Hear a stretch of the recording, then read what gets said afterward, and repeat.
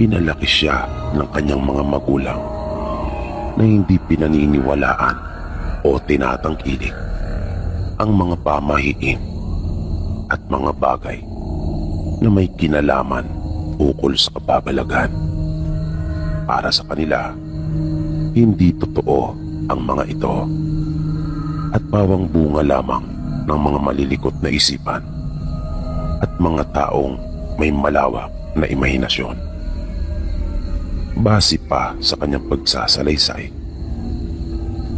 ito ay marahil na rin sa katotohanang ipinanganak sila at lumaki sa syudad. Ang kanilang mga magulang, maging silang lahat na magkakapatid, ay ipinanganak at lumaki dito sa Manila.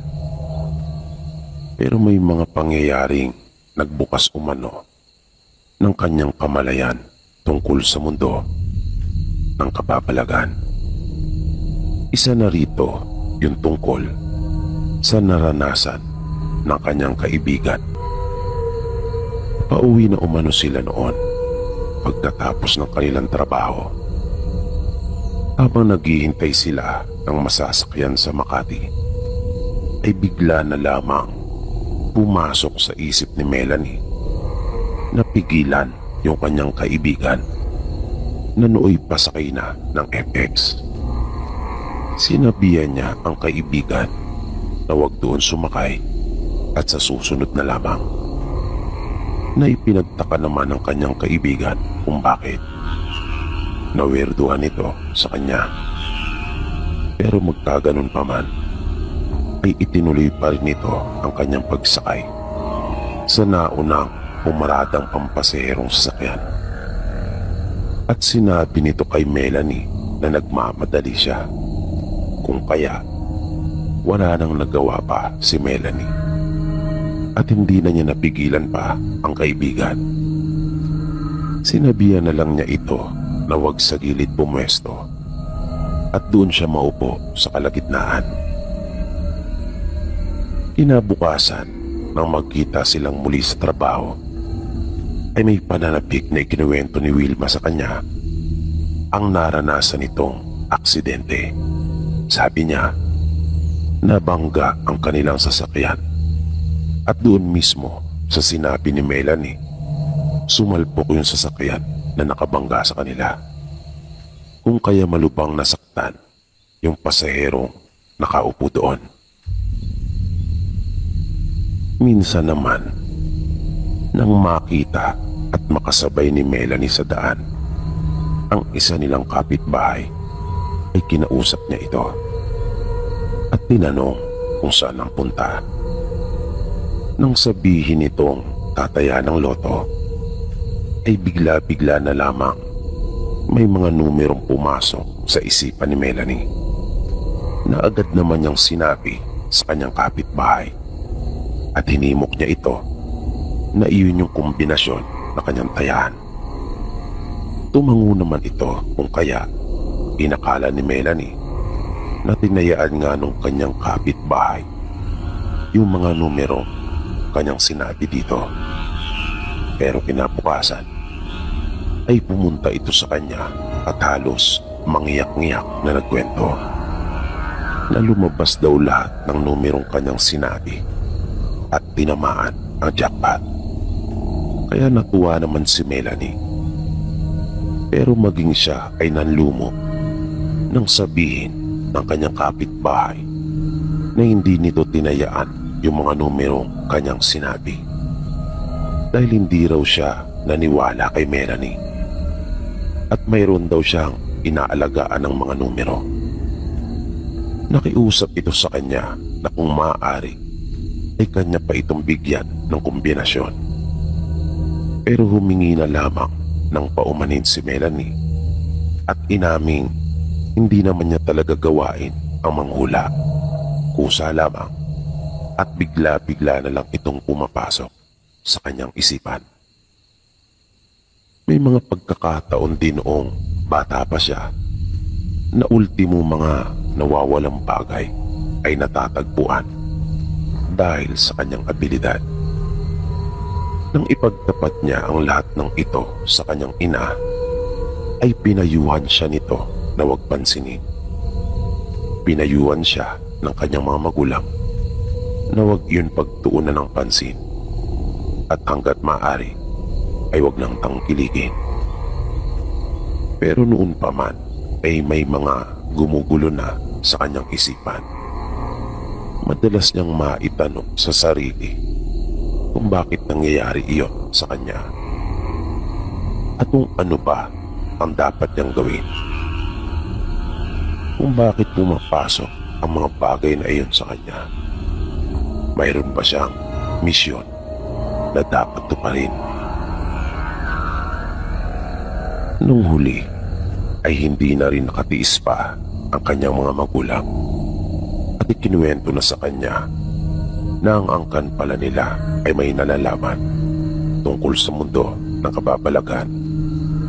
Nung una ay hindi pa nga masabi sa akin ni Melanie ng tuwiran na may lahi pala silang mangkukulam at nalaman niya ang tungkol sa bagay na ito nang magtapat na sa kanya ang mga magulang. Bali ito ay sa partidos ng kanyang ina na kung saan ang kanilang angkan simula pa noong una ay nagsasanay na at nagsasagawa ng mga ritual at pangkukulam. Base pa sa kanilang pagsasalaysay, nalaman umano ito mismo ng kanyang ina nang minsang matuklasan ng hindi sinasadya ang isang manika sa kwarto ng kanyang lola noon. Isa itong manika na walang damit, ngunit may suot na dahon ng saging na hiniwa-hiwa at siyang ginawang pinakapalda nito. At dahil sa nakakatuwang itsura noon, kung kaya nainganyo siyang hawakan iyon at paglaruan. At sa kanyang paglalaro ay naisipan niyang tanggalin yung nasabing palda nito na yari sa dahon ng saging. Nagandahan kasi ang nanay ni Melanie doon. Ngunit laking gulat nito nang makita ang nasabing dahon na palda na biglang naging abo sa kanyang kamay. At lalo pa siyang nagulat nang marinig niyang magsalita ang kanyang lola na naroon na pala sa kanyang likuran, na hindi niya talaga iyon namalayan at naramdaman, na para bang bigla na lamang sumulpot doon. Tinanong siya nito kung bakit niya iyon pinakialaman. Sinabi ng nanay ni Melanie na nagandahan lamang siya at dahil sa tuwa kung kaya niya iyon hinawakan at pinaglaruan. Pinagalitan siya ng kanyang lola at pinagsabihang wag na niyang uulitin na pakialaman iyon. Magalang naman na tumugon ang nanay ni Melanie noon, pero hindi nawala sa kanyang isipan yung nangyari na siyang dahilan kung bakit marami siyang mga naging katanungan na nais niyang mabigyan ng kasagutan. Isang araw nang maiwan siyang mag-isa sa kanilang bahay ay hindi siya mapakali. Naisip niya kasing magandang pagkakataon iyon para alamin ang buong katotohanan sa kung ano pa talaga ang ginagawa ng kanyang lola. Kaya sinamantala niya yung pagkakataon na mag-isa lang siyang naroon. Pumasok siya sa kwarto nito at naghalungkat. Mayroon siyang hinahanap pero hindi niya alam sa kanyang sarili kung ano iyon. Basta may nagtutulak sa kanya na gawin ang mga bagay na iyon. Marahil, isa na rito ay yung kagustuhan niyang malaman kung ano talaga ang totoo. Hanggang sa tumambad sa kanya yung isang baul. Nang kanyang mabuksan iyon ay nakita niya ang samot-saring mga bagay na naroon. Pero ang isa sa nakatawag talaga ng kanyang atensyon ay yung isang lumang aklat. Napakaganda kasi ng pabalat noon. Pero nang kanya iyong buklatin, ay naguluhan siya at nagtaka. Pagkat wala siyang nakitang kahit isa mang letra na nakasulat doon. Blanko ang lahat ng mga pahina nito. Kaya sa halip na maliwanagan siya, ay tila mas lalo pa siyang naguluhan at nadagdagan pa ang kanyang mga katanungan at isipin. Nang bigla na lang napansin niya ang mga paa at binti sa kanyang harapan. Nang iangat niya ang kanyang ulo, ay laking gulat niya nang makita niya ang kanyang lola na naroon na hindi yata ito tumaan doon sa may pinto na nasa kanyang likuran. Bigla na lamang itong lumitaw. Tinanong siya nito kung ano ang kanyang ginagawa at bakit nito sinuway yung kanyang bilin. Nung sandaling iyon ay naglakas loob na ang nanay ni Melanie na sabihin sa kanyang lola ang totoo, na nais niyang malaman ang buong katotohanan. Hindi na raw niya nakitang nagalit ito. Ang una daw nitong sinabi ay hindi niya raw talaga magagawa pang mapigilan ito dahil nasa dugo nila. At nagtapat na ang matanda sa kanya at sinabing sila ay angkan ng mga babaylan at manggagaway. Sinabi pa nito na yung aklat na kanyang hinawakan ay ang isa sa pinakamahalagang bagay na nasa kanyang pag-iingat. Ito ay itinuturing umano na yaman ng kanilang lahi.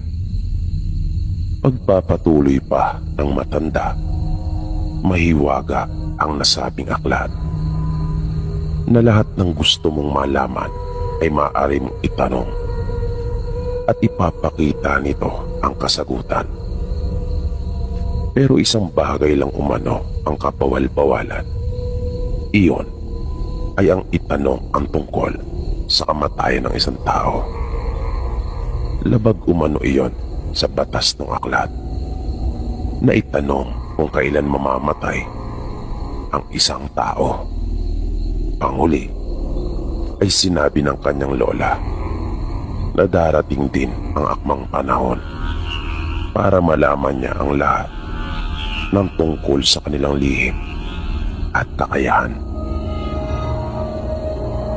May ilang pagkakataon din na naipamalas ng lola ng nanay ni Melanie ang mga kakayahan nito.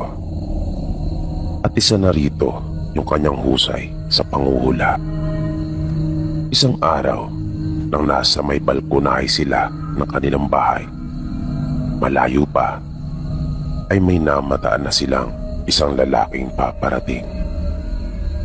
Bigla raw nagsalita yung kanyang lola at sinabing magtatanong na naman umano yung lalaki sa kanya. At binanggit pa nito yung eksaktong itatanong ng lalaki, na nang makapasok na nga ito sa kanilang bahay at makaharap ang kanyang lola, ay rinig na rinig niya yung itinanong ng lalaki, na iyon mismo yung sinabi ng kanyang lola na itatanong noon. Minsan ay naengganyo muli ang nanay ni Melanie na pumasok sa kwarto ng kanyang lola. Muli niyang binuksan yung baul at dinampot yung mahiwagang aklat. Kanya iyong binuklat. At dahil sa kanyang matinding kuryosidad kung ano yung kabawal-bawalan, ayun pa mismo ang kanyang itinanong sa aklat. Nais niya kasing malaman kung ano ba ang mangyayari kung sakaling labagin niya yung batas ng aklat. At gusto niyang masaksiyan mismo kung totoo bang may kapangyarihan at mahiwaga yung aklat na iyon. At ang kanyang itinanong sa aklat ay kung kailan mamamatay ang kanyang lola. Naisip niya kasing kung sakali mang totoo yung sinabi ng kanyang lola tungkol sa kakayahan ng aklat na iyon, ay kanyang mapaghahandaan kung sakaling iwan na siya ng kanyang lola. At namangha siya nang makita niyang dahan-dahang lumitaw yung mga letra at numero doon sa isang pahina ng aklat kung saan niya iyon binuklat.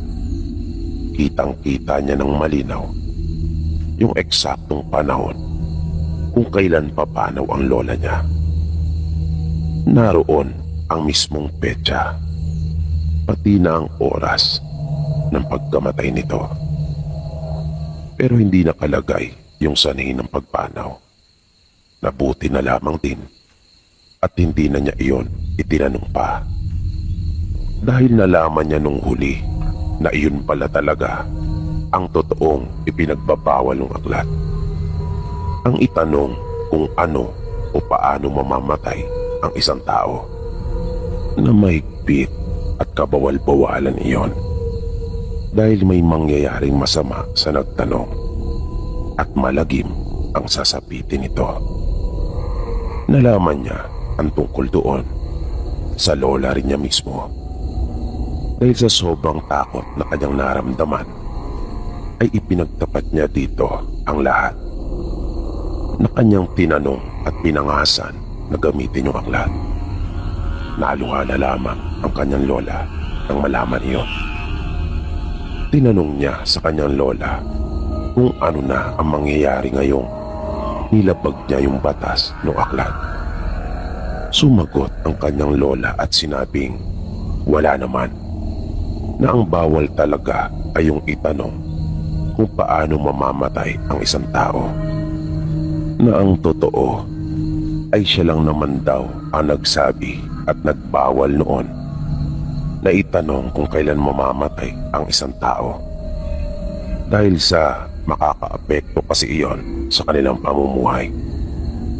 Na ibinigay pa nga siyang halimbawa nito, na nang kanyang makita at mabasa ang tungkol doon, hindi ba't nakaramdam daw siya ng lungkot at takot, lalo na nang malamang hindi na pala magtatagal at iiwan na siya ng kanyang lola, na buwan na lamang pala ang nalalabi nilang panahon para magsama.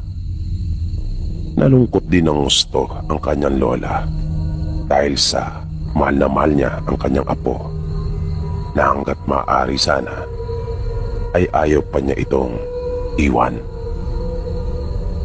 At makaraan nga ang ilang buwan ay namatay ang kanyang lola. Eksaktong-eksakto sa kung ano ang lumitaw na petsa doon sa aklat, ang taon, buwan at araw, maging ang mismong oras ng pagpanaw nito. Kaya sabi ng nanay ni Melanie ay sinikap niyang layuan at wag nang matutunan ang tungkol doon. Kaya iyon rin daw ang hiling nito para sa kanya. Huwag pansinin at iwasan yung mga nararamdaman niya tungkol doon, maging yung mga bigla ang pumapasok sa kanyang isipan ay wag na niya umanong tangkilikin pa.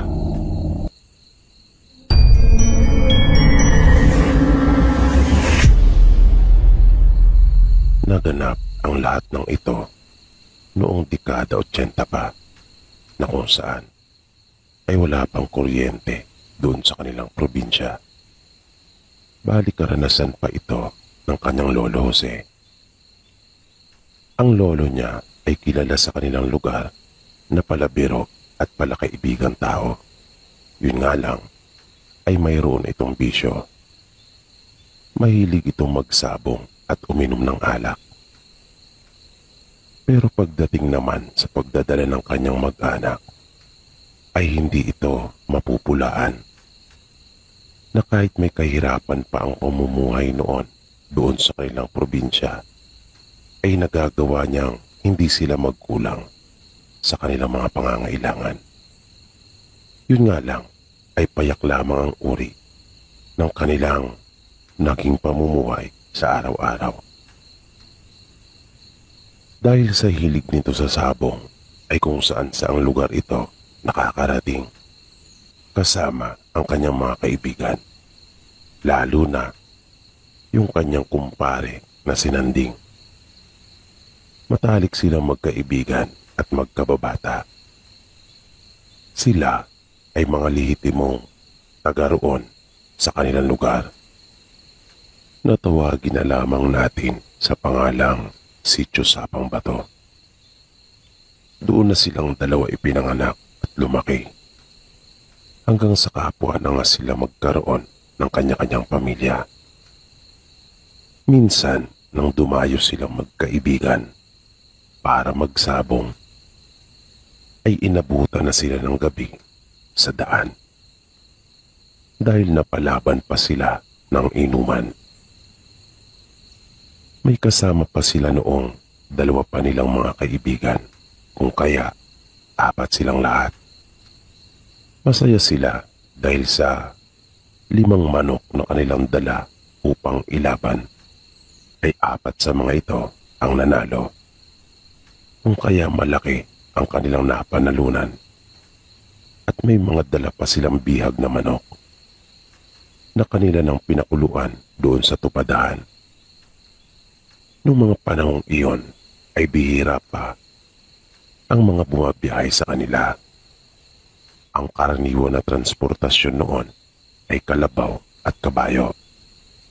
Pero kadalasan ay lakad lang, tulad na lamang noong mga oras na iyon nang dumayo sila ng sabong. Nang halos nangangalahati na sila sa paglalakad, ay may natanaw silang liwanag na nagmumula din sa isang uri ng ilawan sa di kalayuan. Sa pagkaunawa nila, base na rin sa galaw noon, ay hindi nila iyon makakasalubong.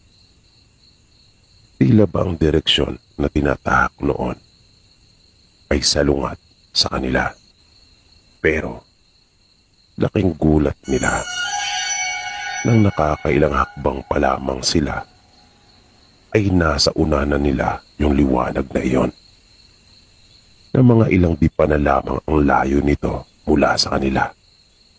Kung kaya, labis nila iyong ipinagtaka. Pero nanatili lamang silang tahimik na ni isa man sa kanila ay wala talagang umimik. At pare-pareho pa lang nakikiramdam. Nang mas lumapit pa yung liwanag, ay naaninagan nila ang isang matandang babae na kubana at may hawak na tungkod. May kasama itong isang binatilyo na sa palagay nila Jose ay apo nung matanda.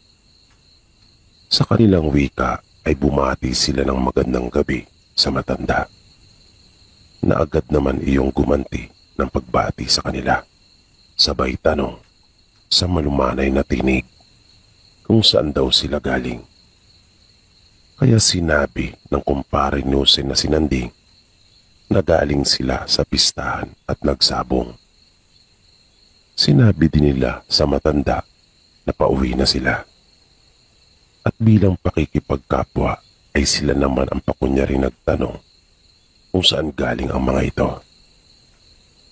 Nang bigla na lamang nagtayuan ang mga buhok ng matanda at pinandilatan pa sila ng mga mata nito. Sabay sabing, "Way kamulabot," na ang ibig sabihin sa Tagalog ay wala silang pakialam. Pati ang apo nitong binatilyo ay parang pusa na nagalit, na nagtayuan ang mga balahibo at umangil. Nakasabay noon ay nakita pa nilang bigla na lamang kumislap ang mga mata nito at ibinuka ang bibig na akmang mangangagat na napakaluwang ang pagkakanganga noon. Sa nakitang iyon nila Jose ay nabigla talaga silang lahat. dahil hindi nila inaasahan ang mga bagay na iyon.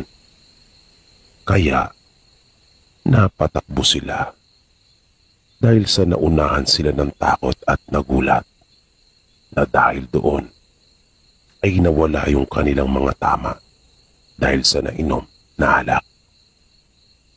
Nagkapigtas-pigtas ang kanilang mga suot na tsinelas at hindi talaga sila huminto hanggat kaya pa nilang tumakbo.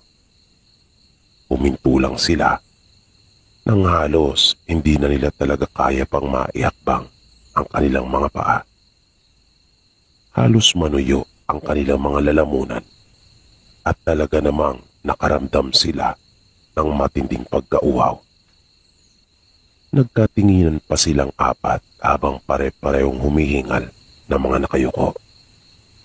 At iisa ang ibig sabihin ng kanilang mga pagtitig na hindi nila akalain na kanilang mararanasan ang mga bagay na iyon. Na halos hindi pa nga sila makapaniwala noong una sa kanilang mga nasaksihan. Matapos nilang makapagpahinga, ay sa kanila ay pinagpatuloy ang kanilang paglalakad. Noong mismong oras na iyon, ay para bang bigla nilang kinasabikan ang makauwi na sa kani-kanilang tahanan. At hindi dyan nagtapos ang mga karanasan ng lolo Jose ni Rafael. Minsan, isang gabi iyon na medyo maliwanag ang buwan, nang umuwi naman itong pasuray-suray dahil sa dami ng alak na kanyang nainom. Nang mag-inuman sila sa bahay ng kumpare at matalik niyang kaibigan na si Nanding. Nang mga 200 metro na lamang ang layo niya mula sa kanilang bahay, ay bigla niyang narinig na humuni yung aswang. Nung pasimula ay malakas pa iyon na indikasyon na malayo pa ito. Kung kaya, ipinagkibit balikat lang niya iyon sa pag-aakalang hindi doon ang punta at iba ang pakay nito. Ngunit nagkamali siya. Dahil makalipas lamang ang ilang sandali, ay narinig na niya yung mahinang huni nito. Napakapit kaagad siya sa puluhan ng kanyang itak at biglang umayos yung kanyang paglakad. Kung kanina ay pasuray-suray ito, nung sandaling iyon, siya ay naging alerto at bigla siyang sumeryoso.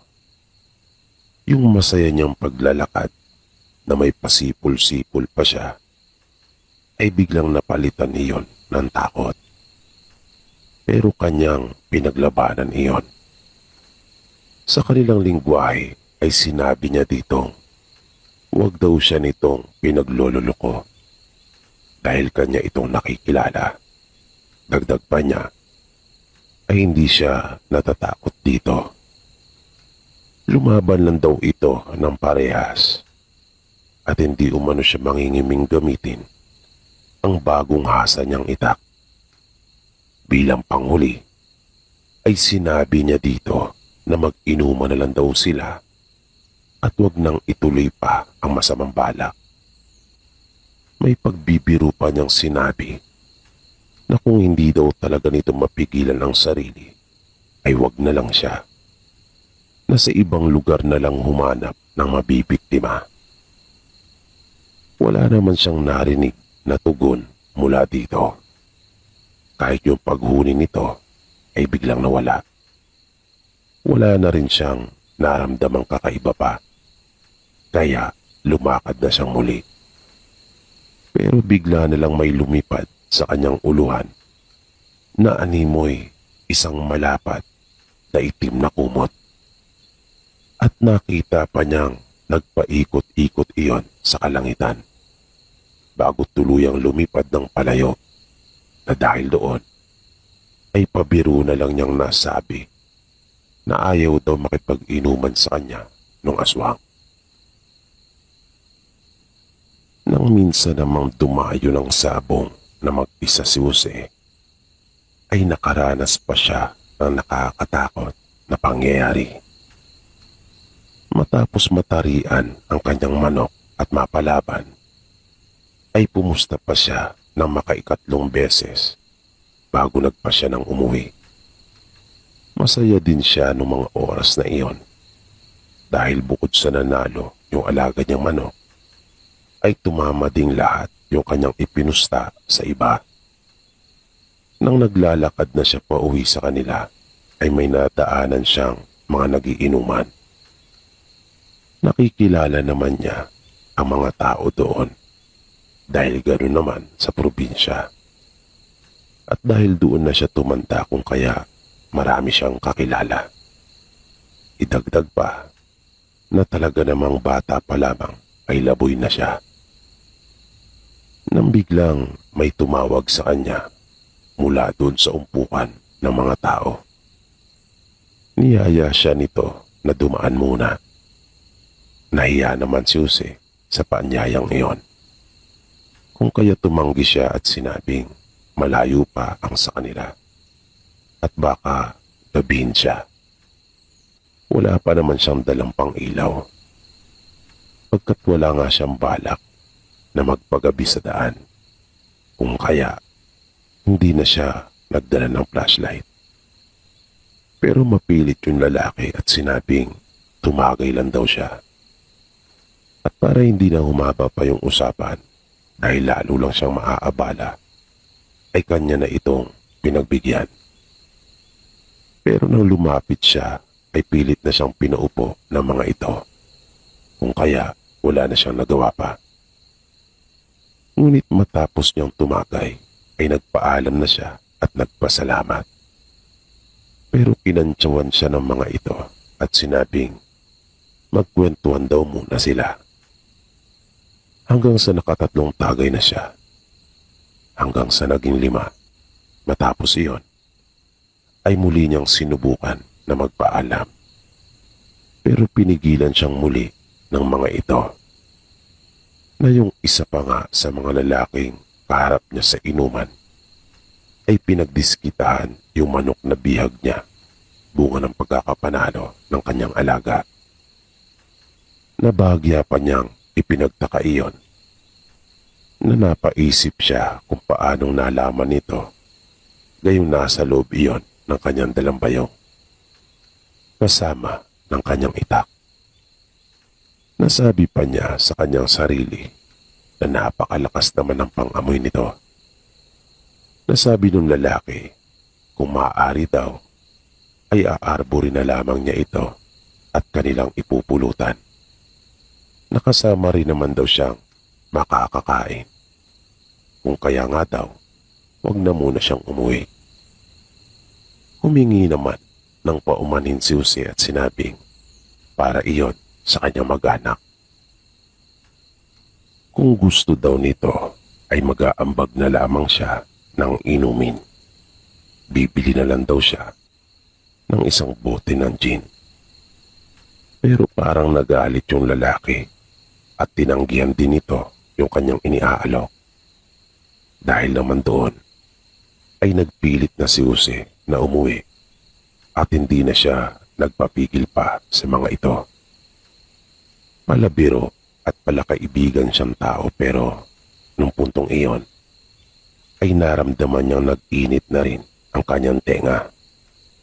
Hindi dahil sa alak na kanyang nainom na itinagay sa kanya, kundi dahil sa gaspang ng pag-uugali ng ilang kalalakihang naroon na kanyang nakaharap.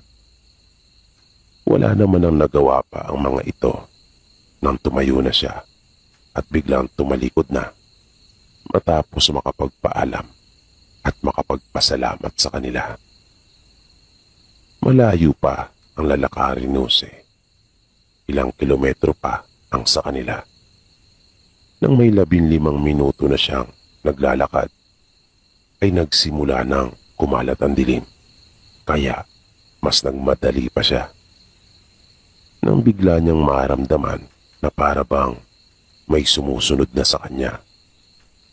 Kaya naging alerto si Jose. Pero hindi siya tumigil. Nagpatuloy lang siya sa kanyang paglakad. Pero tinalasan niya ang kanyang pakiramdam. Hanggang sa marinig na niya yung huni noon. Naisip niyang tama nga ang kanyang kutob. At napansin niyang hindi lamang iyon iisa. Dahil sa unahan ay nakakita na siya ng isang malaking aso na nakaupo.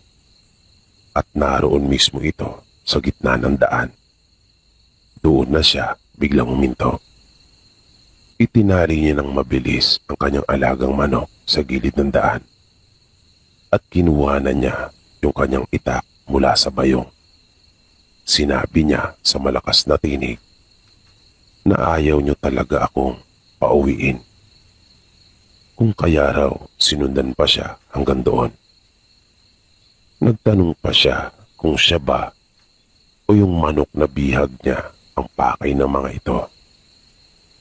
Pero sinabi din niya sa mga ito na kahit alin sa kanilang dalawa ng bihag niyang manok ay pwede naman nilang makuha. Yun nga lang ay sisiguraduhin daw niyang hindi iyon magiging madali para sa kanila.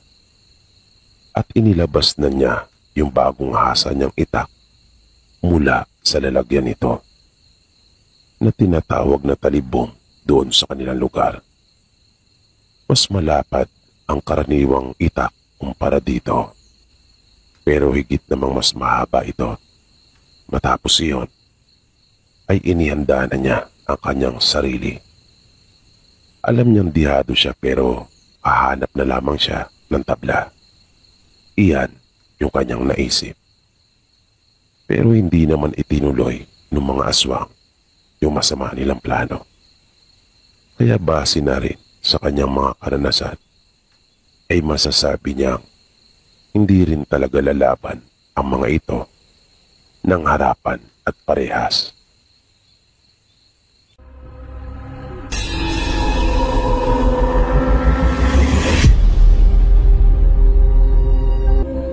Nais ko lang po sanang ibahagi din sa inyo yung naranasan ko noong binata pa po ako. Sa probinsya po kasi ako ipinanganak at lumaki. Minsan, nang dumalo po kami sa isang kasiyahan, pagkat mayroon pong ikakasal na kababaryo po namin, ay nakaranas po kami ng isang nakakatakot na pangyayari. Sa amin po kasi, bago yung mismong araw ng kasal, ay may itinaraos na kasiyahan kung saan ay mayroon pong sayawan at kaunting kainan. Bali 3 po kaming pumunta noon. Ang nakababata kong kapatid na si Marlon at isang pinsan namin na si Randy. Ang pinagdausan po noon ay sa bahay ng babaeng ikakasal at nasa bukid po iyon. Na kapag aking naaalala ay namamangha talaga ako. Pagkat kahit ganong kahirap sa amin noon ay nagagawa pa rin pong maidaos ang sayawan kahit pa nasa bundok. Na noong mga panahong iyon ay wala pang ang kuryente pagkat bundok po talaga na yung ginagamit kapag may mga okasyong katulad noon ay baterya ng sasakyan. Kung minsan naman ay maliit na generator. Yun na ang magbibigay ng kuryente para sa mga kasangkapang ginagamit sa sayawan at para mapailaw ang mga bumbilya. At kahit medyo makabago na noon dahil dekada 90 na nang mangyari ito, ay gumagamit pa rin ang mga tao sa amin ng Petromax para makapagbigay ng karagdagang liwanag. Nang nasa sayawan na po kami, nakita namin doon ang ilan naming mga kakilala na dumalo rin. At hindi na kami nagtaka pa pagkat inaasahan na namin iyon. Pero maraming naroon na hindi namin mga kakilala, na naisip namin marahil ay mga kamag-anak iyon nung lalaking ikakasal. Balita kasi namin, ang mapapangasawa ng aming kababaryo ay taga-ibang bayan. Sa gilid ng sayawan ay may kanya-kanyang pwesto ng mga nag-iinuman. Masaya kaming nakisayaw ng kapatid at pinsang ko.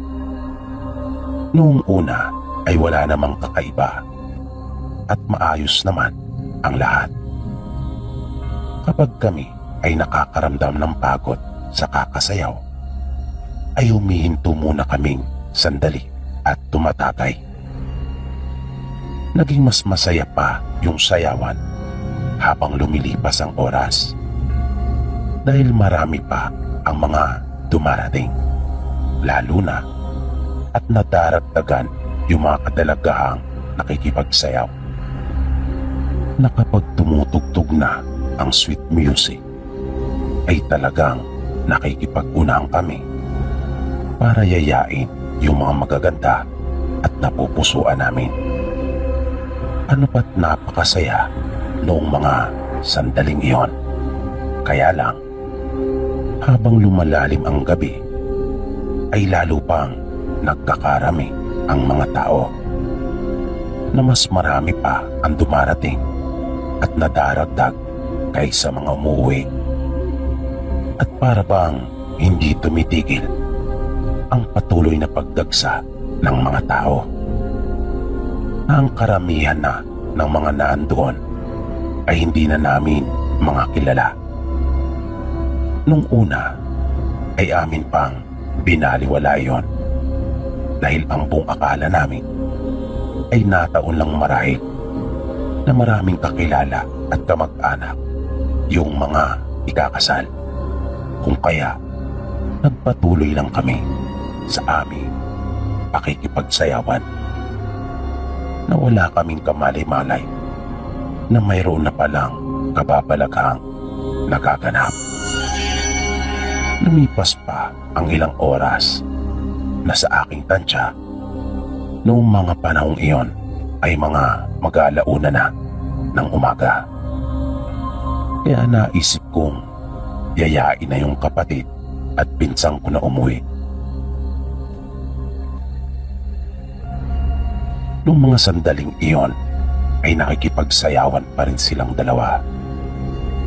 Nang lalapitan ko na sila para yayain, ay bigla namang nagkaroon ng komosyon. Nagulat ako pagkat ang sangkot ay yung pinsa namin at nagkakagirian na. Agad akong lumapit at umawat. Base sa narinig ko, nasagi umano ng pinsan ko yung babaeng kasayaw ng lalaki, at hindi man lang umano humingi ng paumanhin. Namariin naman iyong itinanggi ng pinsan namin. Wala daw siyang nasasabing sinuman. Dahil doon ay agad kong naisip na marahil ay gumagawa lamang sila ng dahilan, na maaaring may pinaplano lang talaga silang masama sa amin. Kaya para hindi na humaba pa yung usapan at tuluyang mauwi sa gulo, ay hinila ko na ang kapatid at pinsang ko. Ako na rin ang humingi sa kanila ng paumanhin. Ngunit habang papalayo kami, ay naririnig ko pa rin yung pagmumura ng mga ito, at tila ba galit na nagbabanta pa. Kaya sinabihan ko ang mga kasama kong magmadali na, pagkat argabyado kami sa dami nila. Nang binabaybay na namin yung daan pauwi sa amin, ay bigla na lang kaming may naramdaman. Sabi ko sa kanila, mayroong sumusunod sa amin. Kaya sinabi kong mas bilisan pa namin ang ginagawa naming paglalakad. Di nagtagal ay nanindig na ng tuluyan yung balahibo ko sa katawan. Nang ang sunod naming marinig ay huni na ng aswang. Pamilyar kami sa huni noon, pagkat nakarinig na kami noon nang minsang kami ay matulog sa bahay ng lolo namin. At ang lalo pa po naming ikinagimbal noon ay makalipas lang ang ilang sandali ay hindi lamang iisang huni ang aming narinig, na sa aking palagay ay hindi po iyon bababa sa 5. Kaya sobrang takot ang naramdaman namin. Nag-alala talaga ako noong mga oras na iyon. Dahil ang makasagupa ka nga lang ng isa ay parang napakahirap na. Yung higit pa kaya sa 5. At lalo pang nakapagpadagdag sa amin ng takot yung kabilugan ng buwan. Kaya mas nagmadali pa kami. Pero isip ko noon, kung sakali mang wala na talagang ibang paraan, ay lalaban na lang kami. Kung kaya, nakahawak na ako noon sa aking balisong. Usong-uso po kasi sa amin noon ang balisong. Halos lahat yata ng mga kabinataan noon ay laging may dalang balisong bilang kargada. Dahil nga may ilang insidente na ng pandudumog ng aswang doon sa amin. Nung huli ay minabuti naming tumakbo na, pagkat lalong tumitindi yung paghuni ng aswang. Napahina na iyon ng pahina, at alam na alam namin kung ano ang ibig sabihin noon. Kaya tumakbo na kami. Pero makaraan ang ilang minutong pagtakbo ay bigla kaming napahinto nang humarang sa aming daraanan ang dalawang naglalakihang aso, na sa tingin ko kung aking lalapitan iyon upang sukatin ay lampas pa sa aking bewang ang taas ng mga ito. Nagpaparuot pa rito silang dalawa na tila pa binabantayan at hinaharangang talaga yung aming daraanan. Nung puntong iyon ay kinuha ko na ng tuluyan yung aking balisong at binuksan. At ganun din ang ginawa ng kapatid at pinsang ko. Alam na naming tatlo na hindi karaniwang aso ang humarang sa amin. Pagkat sa tinagal-tagal na namin doon ay wala pa kaming nakita na ganong kalaking aso. At walang sino man doon sa aming baryo o kahit sa buong bayan pa namin mismo ang may nag-aalaga ng ganong kalaki. At sa mga ganong sitwasyon, base na rin sa naranasan ko, ay makakaramdam ka talaga ng kakaiba. Kaya malalaman mo mismo sa iyong sarili na iyon ay hindi ang karaniwan. Maya-maya pa, nakita naming gumalaw yung mga halaman na nasa gilid ng daan. At mula doon ay may lumabas pang dalawang naglalakihang aso na nakaangil pa nga ang mga ito. At kapansin-pansin pa nga yung matinding paglalaway ng isa sa kanila. Bigla kong naramdaman na bumilis at mas lumakas yung pagkalabog ng aking dibdib. Lalo na nang makita namin parang naghahanda na silang sumugod. Kaya mabilis kaming dumampot ng mga bato. Hindi na namin hinintay pa na kami ay sugurin ng mga ito. Pinagbabato na namin yung mga aso, habang ang pinsang ko naman ay panay ang pagsigaw. At biglang may napansin kaming dalawa pa na biglang lumitaw sa aming likuran. Dahil doon ay napatakbo kami sa isang malaking puno at doon kami pumwesto. Rinig na rinig ko yung malatambol na tunog sa tuwing sila ay aming matatamaan. Ngunit hindi pa rin umaalis ang mga ito, na tila ba desidido talaga silang kami ay malapa. Hanggang sa makarinig kami ng mga tinig ng mga tao.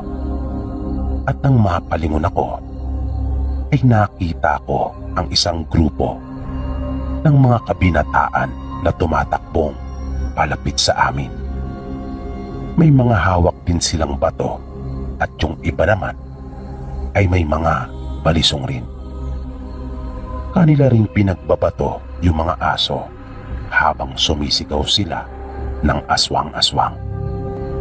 Sa pagkakataong iyon ay doon pa lang nagsipulasan yung mga malalaking aso na pinaniniwalaan naming mga aswang at pawang mga nagpanggap lamang. Nalaman naming papunta din pala sana ang mga ito doon sa sayawan.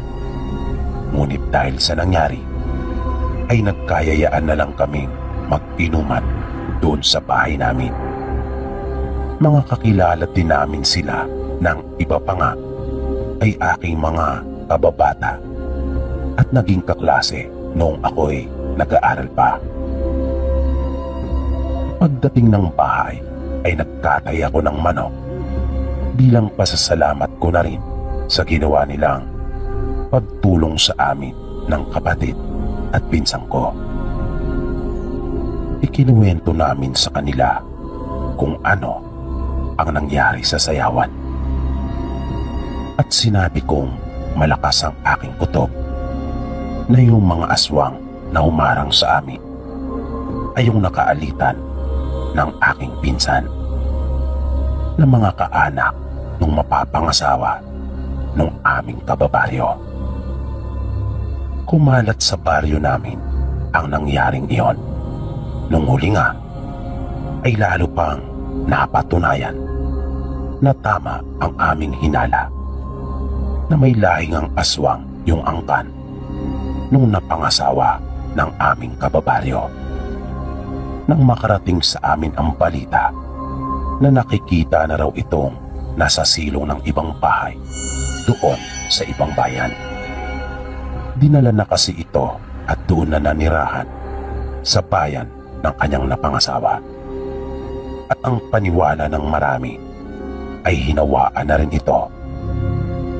At iyan po, Sir Pipi, ang kwentong nais ko pong ibahagi sa inyo na base mismo sa personal kong naging karanasan.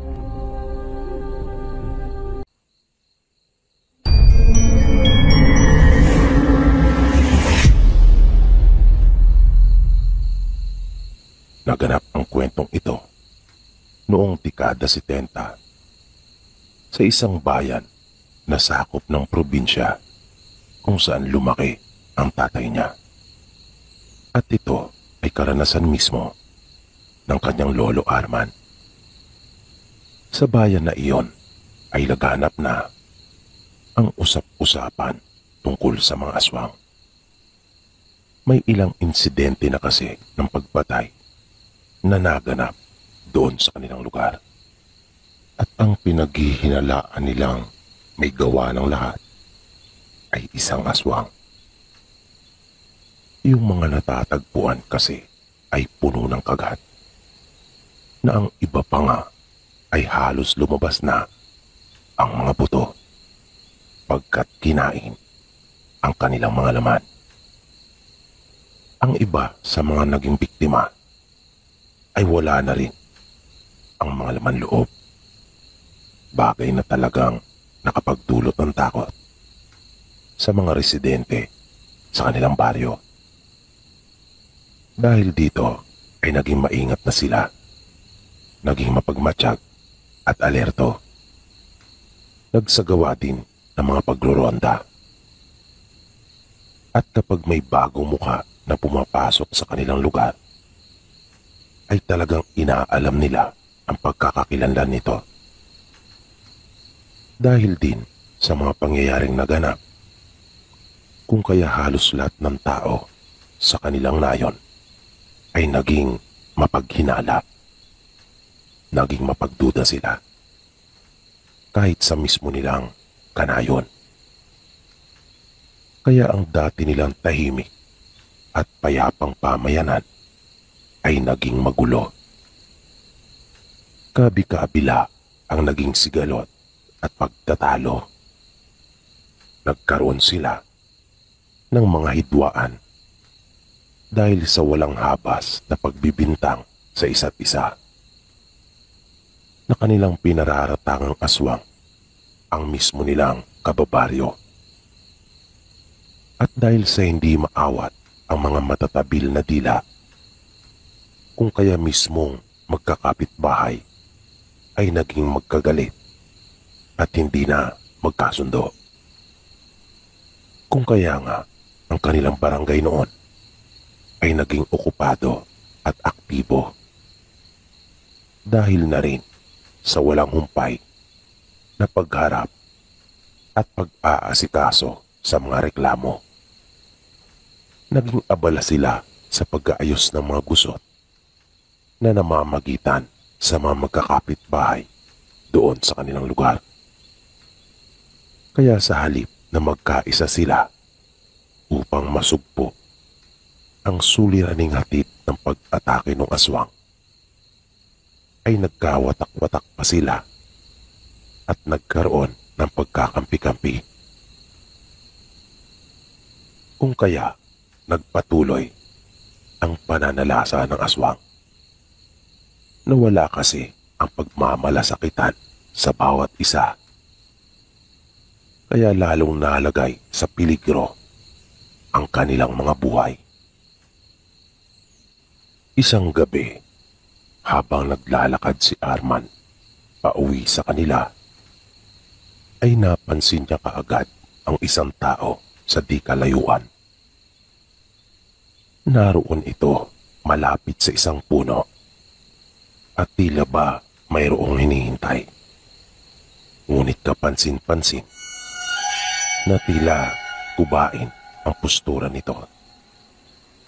At dahil sa laganap nga noon yung usap-usapan tungkol sa mga aswang, kung kaya naging alerto na siya. Naisip na kasing baka isa itong aswang. Kinuha niya na kaagad ang itak na nasa loob ng kanyang bayong. Ngunit itinago niya iyon sa kanyang likuran. Nagpatuloy siya sa paglakad.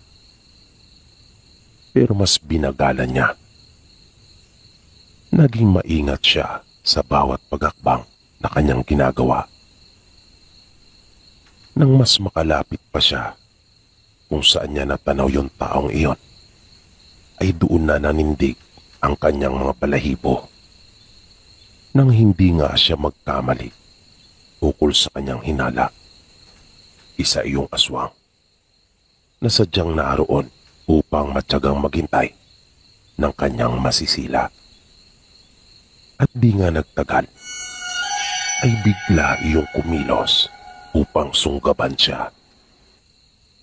Ngunit isa iyong malaking pagkakamali. Dahil hindi niya napansin ang hawak na itak ni Arman na kanya lamang ikinubli sa likuran.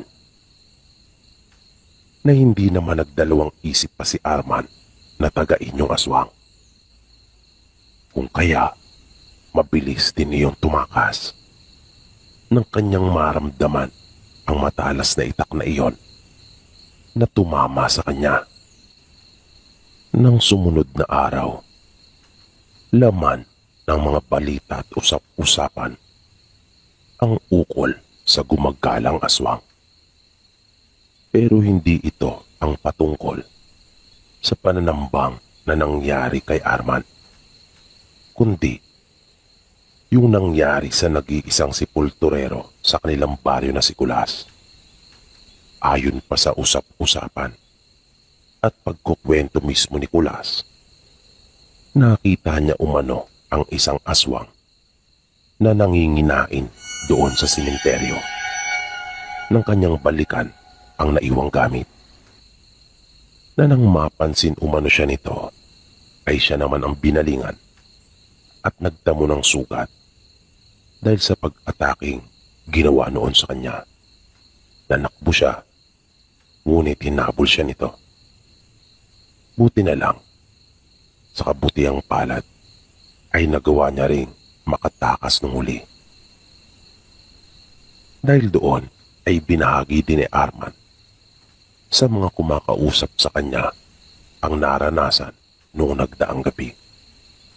At sinabing wala na talagang pinipili ang aswang na gumagala sa kanilang lugar. Pagkaraan ng ilang araw, nagpaalam si Arman sa kanyang asawa na sasama sa pangingisda sa kanyang mga kumpare. Panahon kasi iyon na kung saan ay maraming nahuhuli ang mga mangingisda at sayang naman kung kanya lang iyong palalampasin. Isa pa, naisip niya ring magdaing nang sa ganon ay mayroon siyang maibenta sa bayan at para may pang-ulam na rin sila mag-anak. Madaling araw yung pagpapalaot nilang magkakaibigan, kung kaya naman maghahating gabi pa lang ay nakahanda ng lahat ang mga dadalhin ni Arman. At nang mag-aalauna na ay kanya nang ginising ang asawa at nagpaalam. Nang nasa daan na si Arman, ay naramdaman niyang parang mayroong sumusunod sa kanya. Kaya, paminsan-minsan ay iniilawan niya ang magkabilang gilid ng daan, maging yung kanyang likuran. Pero hindi siya huminto sa paglakad. Nagpatuloy lang siya. Ngunit nang malapit na siya sa bahagi ng daan kung saan mayroong malaking puno ng balete, ay bigla na lamang narinig niyang tila lumundo ang mga sanga noon. Na nang kanyang mabilis na ilawan iyon, ay nakita niyang pumitik ang mga sanga. Tanda na mayroong dumapo doon na isang napakabigat na nilalang. Mabilis niyang hinugot ang kanyang itak at tuminto na muna siyang sandali. Binitawan na muna niya ang dalampayong. Inilawan niya ang kanyang paligid pero wala siyang nakita. Nanatili pa si Arman ng ilang minuto doon sa kanyang kinatatayuan. Nakiramdam pa siya. At nang wala na siyang maramdamang mayroon pang ibang naroon, ay saka siya nagpatuloy. Maya-maya ay nagulat naman siya nang makarinig ng malalakas na pagsigaw at papalapit iyon sa kanyang direksyon. Pamilyar sa kanya ang boses na iyon. Di nga nagtagal ay bumungad sa kanya yung sepulturero na si Kulas. Humahangos ito at sinabing may aswang na humahabol sa kanya. Napansin ni Arman yung tali sa may braso nito. Kaya napatunayan niyang totoo nga ang kwento na nasugatan nito ng aswang. At nung mga sandaling iyon nga ay hinahabol na naman. Tinanong ni Arman si Kulas kung saan ba ang punta sana nito. Nagtaka kasi siya kung bakit doon ang direksyon nito, gayong hindi naman doon ang kanyang bahay. Hindi ito kaagad nakasagot. Na tila biglang napaisip ng isasagot sa kanya. Nung huli ay sinabi nitong may pupuntahan lang. Labis naman iyong ipinagtaka ni Arman. pagkat wala namang ibang bahay sa panig na iyon ng kanilang baryo, kundi ang bahay lang nila. At ano ang sadya nito? Sa ganong alanganing oras, nanindig ang mga balahibo ni Arman. Lalo na nang maalala niya yung naranasan ng tambangan ng aswang na kanyang natatandaan na sa braso niya ito tinamaan ng taga. At biglang bumilis ang pagtibok ng kanyang puso. Matinding kaba ang kanyang naramdaman at kinutuban na siya ng hindi maganda. At yung sinasabi nitong umahabol sa kanya na aswang ay wala naman. Kahit tunog man lamang noon ay hindi narinig ni Arman. Kaya agad na niyang iniangat ang hawak na itak at inundayan si Kulas. Nakita niyang naging mabalasik na bigla ang mukha nito at parang pusa na inangilan siya. Walang habas niya itong pinagtataga at walang patid. Na wala namang nagawa pa kundi ang sanggain iyon ng kanyang mga braso upang hindi siya mapuruhan. Nagtilamsika na kaagad ang mga dugo mula sa sugat na tinamo ni Kulas, bunga ng pagkakataga sa kanya ni Arman. Nang mapansin nito na hindi talaga siya tatantanan ni Arman at talagang tutuluyan siya, ay muli na lang itong nanakbo at tumakas. Dahil naman sa nangyari, bumalik na lamang si Arman ng kanilang bahay at hindi na itinuloy pa yung balak nitong pangingisda kasama ng kanyang mga kumpare. Naisip niya kasing baka ang pagbalingan ni Kulas ay yung kanyang mag-anak. Nang sumunod na araw, ay inaasahan ni Arman na ipatatawag siya sa kanilang barangay. Ngunit dumaan ng halos mag-iisang linggo, ay wala pa rin siyang natanggap na paanyaya mula sa kanila. At nung huli ay nabalitaan na lamang niya na umalis na si Kulas sa kanilang lugar. Kung kaya, ibinunyag na ni Arman sa kanyang mga kababaryo ang ukol sa lihim ni Kulas, na isa pala itong aswang na kumakain ng patay. Ngunit nung huli ay tila nanawa na at di na napigilan pa ang kanyang sarili na kumain ng buhay.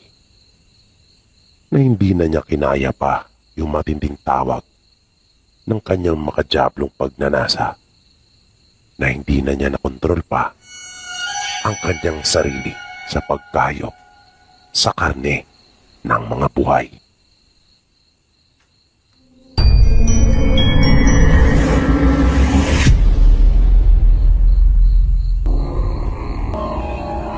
Nais ko lang rin po sanang ibahagi yung naging karanasan ko noong bata pa po ako. Tulad po kasi ng marami niyong mga tagapakinig, ay lumaki din po ako sa probinsya at nakaranas din ng mga nakakatakot na pangyayari sa buhay. At ito po ay totoong nangyari. Hindi po ito kwentong gawa-gawa lamang. Personal kong naranasan mismo ang mga ito. Ang pinakaunang kababalagang naranasan ko ay noong 11 taong gulang pa lamang ako. Nautusan ako noon ng nanay namin na manghiram muna ng asin kanila lolo at lola. Ang bahay namin noon ay nasa bundok at talagang magkakalayo ang mga bahay. Malayo din kami sa pinakabayan. Kung kaya nga kapag namimili ng mga kailangan ay minsana na lang. At kapag sa mga pagkakataong nauubusan tulad nga ng mga oras na iyon, ay mapipilitan kang magtiyaga at maglakad ng napakalayo. Pero dahil sa iyon na ang kinamulatan ko, kung kaya sanay na rin ako, lalo na sa mga mahabang lakaran. Normal na kasi iyon doon sa amin. At iyon na nga, nang hindi mamalaya ni nanay na wala na pala kaming asin, ay kanya akong inutusan na manghingi na muna sa kanyang mga magulang at kanya na lamang itong papalitan kapag nakapagpabaya na siya. Pagdating ko noon sa bahay nila Lola ay hapon na. Sa tansya ko ay pasado na iyon, 4:00. Kaya hindi na ako nagtagal pa at agad nang nagpaalam. Wala pa naman akong kadala-dala na kahit anong ilawan. Kung kaya, hindi ako maaaring gabihin sa daan. Kaya may kasama ng takbo ang ginawa ko paglalakad pabalik sa amin. Nang tatawid na muli ako ng batis, ay napansin ko tila tumaas yata yung tubig. Nakaraniwan namang hanggang binti lamang ang lalim noon. At ang isa pang ipinagtataka ko, Sir Pipi, ay hindi naman umulan. Kaya imposibleng bigla na lamang tumaas iyon ng ganon. Kaya medyo kinabahan na ako noon. Parang di ko gusto yung nangyayari. Isa pa, nagmamadali na nga ako pagkat ayokong abutan ng dilim. Kaya binaybay ko yung batis at tumingin kung saan mababaw yung tubig. Pero wala akong makitang mababaw na bahagi noon na nakapagtatakang talaga. Ang lakas na ng kabog ng dibdib ko noon dahil nakita ko ang baba na ng araw. Ipinagpatuloy ko pa yung paglalakad nang sa wakas ay makakita din ako ng mga malalaking bato na nasa batis na maaari kong matungtungan para makatawid. Naisip kong sila yung magsisilbi kong tulay doon sa batis na nagmistulan ng ilog dahil sa biglaang pagtaas noon. At yun nga ang aking ginawa. Maingat kong tinawid yung batis na iyon sa pamamagitan ng mga malalaking bato na naroon. Kaya laking tuwa ko ng aking malampasan iyon. Pero hindi pa pala doon natatapos ang lahat. Dahil nung nagmamadali na akong naglalakad, na pagkaminsan ay may patakbo-takbo na, ay bigla namang humarang sa daraanan ko yung mga sanga ng puno ng kawayan. Umapay talaga iyon na para bang ayaw niya akong padaanin, na wala namang malakas na hangin. At sa tingin ko ay hindi naman iyon basta dadapa na lang doon sa daan dahil sa karaniwang hangin. Kaya dahil doon ay napilitan akong lumihis at umalis sa daan. Inikutan ko na lamang iyon at iniwasan. Pero unti-unti nang kumakalat yung dilim. Kaya mas pinilisan ko pa. Pero may naramdaman akong parang mayroon namang sumusunod sa akin. Kaya panay ang lingon ko sa aking likuran hanggang sa makarinig ako ng huni. May hinang huni lang iyon pero kakaiba talaga. Kung kaya mapapansin mo iyon. Hindi ako sigurado kung huni iyon ng anong hayop. Pero isa lang ang nasisiguro ko, hindi mabuti ang hatid doon. Kung kaya, mas nagmadali pa ako. Pero kahit anong pagdudumali ang gawin ko, ay nararamdaman ko pa rin iyong sumusunod sa akin. Naalala ko yung kwento ng lolo namin tungkol sa kanyang karanasan at kung gaano kabisa ang asin na siya niyang ginamit para makaligtas mula sa aswang. Kaya dumakot ako mula sa lalagyan at aking binubudburan yung bawat kong madaraanan at sinasabuyan ko rin yung bahagi kung saan ko naririnig na nanggagaling yung huni. Panay ang panalangin ko noon na sana ay makauwi ako ng ligtas at sana ay mawala na kung ano man o sino man yung sumusunod sa akin. At kusa na nga lang ding nawala iyon. Kung kaya napatunayan ko nung mga sandaling iyon na totoo nga pala talaga yung ipinahagi sa amin ni Lolo. Pagdating ko sa bahay ay nagtaka pa sila kung bakit ang tagal ko raw. Sinabi ko namang nahirapan akong makatawid sa may batis dahil biglang tumaas ang tubig. Hindi sila makapaniwala nang sabihin ko iyon dahil alam talaga naming lahat na tumataas lamang iyon kapag mayroong bagyo at walang tigil na bumubuhos ang ulan. Sinabi ko sa kanila na tinambangan at sinundan ako ng aswang na maaaring iyon ang dahilan kung kaya siguro nangyari ang mga katakatakang bagay na iyon. Ang sunod kong naranasan naman, Sir Pipi, ay nung makawala po yung alagang kalabaw ng kapatid ni tatay. Ang edad ko naman po na mangyari ito ay 15 anyos na.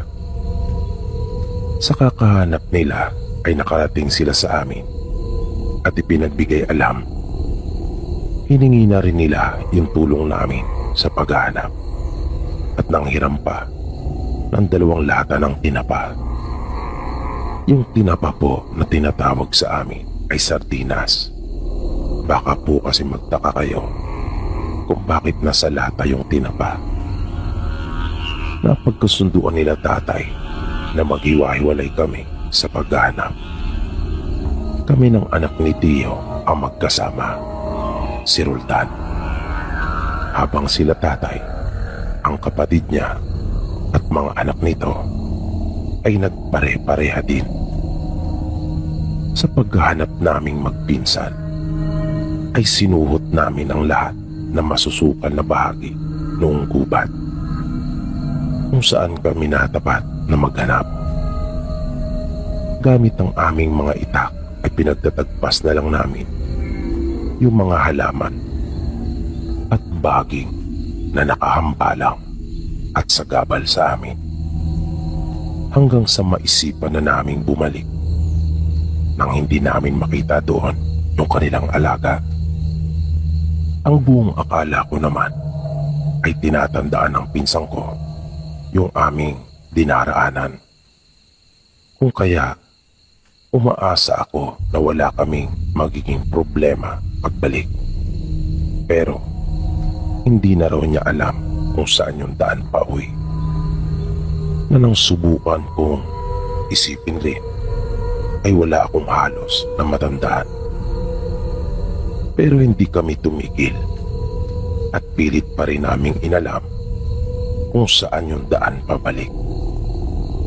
Hanggang sa mapadpad kami sa napakadilim na bahagi ng gubat na dahil siguro sa napakayabong ng mga naglalaki ang mga puno. Kung kaya, kakaunti lamang ang liwanag na tumatagos doon. Nangilabot talaga ako ng mga sandaling iyon, Sir Pipi. Bigla kasing dumilim yung paligid. At nangyari na nga po ang pinaka nakakatakot kong karanasan.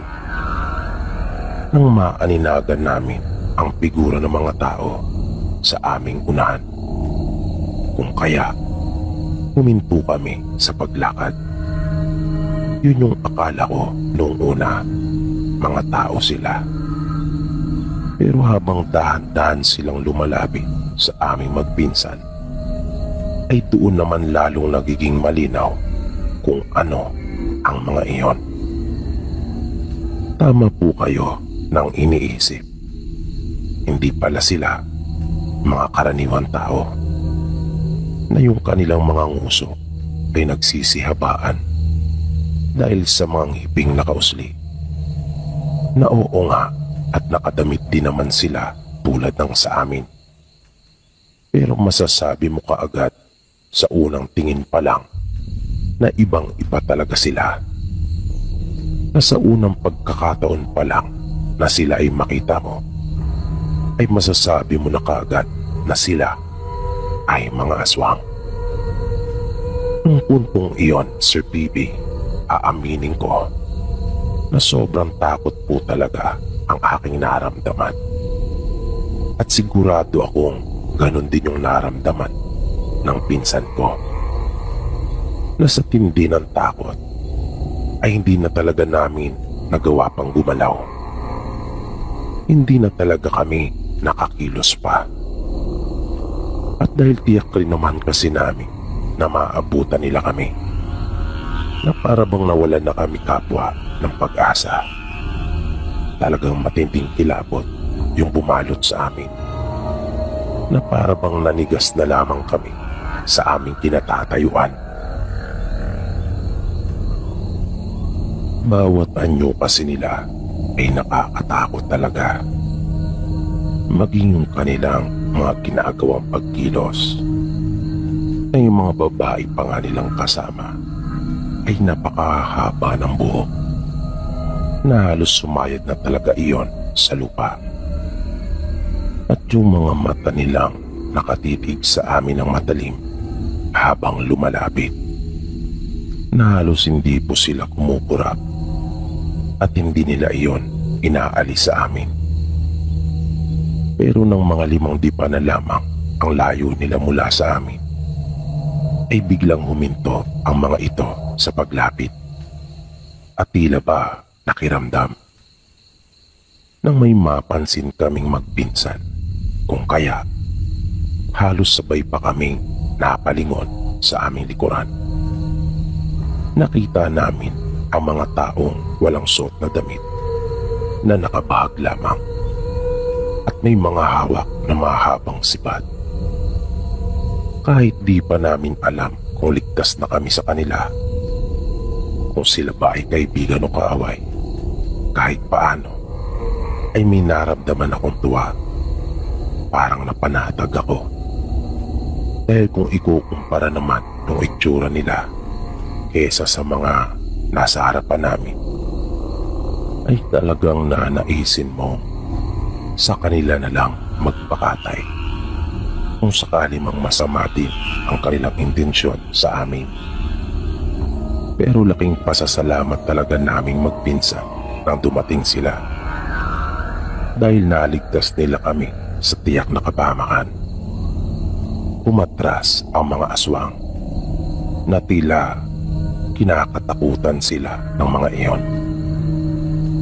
Kanila kaming isinama sa kanila at doon ay kinausap. At kanila pa kaming pinainom ng tubig. At bago kami magpaalam, ay nagpasalamat muli kami sa kanila. Sa tuwa namin ay ibinigay namin ng pinsang ko yung sardinas na kanilang hiniram sa amin. At tila nagustuhan naman nila iyon. Tuwang-tuwa sila. Sa katunayan ay binigyan nila kami ng mga alaga nilang manok at isang bihik. Sinamahan din nila kami palabas ng gubat at itinuro nila sa amin yung tamang daan pabalik.